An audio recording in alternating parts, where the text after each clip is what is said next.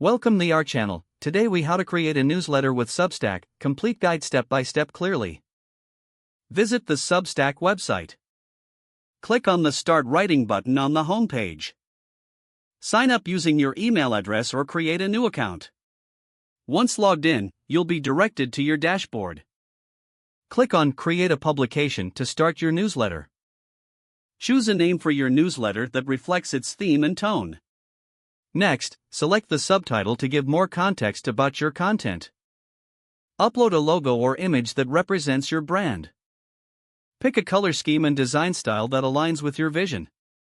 Customize the settings to control your newsletter's look and feel. In the settings, set up your subscription options.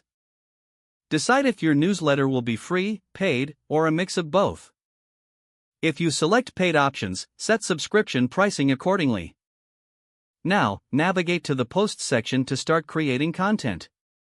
Click on New Post to draft your first newsletter edition. Write an engaging headline that captures attention. In the body, provide valuable information, updates, or storytelling. Utilize formatting features to highlight key points and improve readability. Add images or links to enhance your content and engage readers.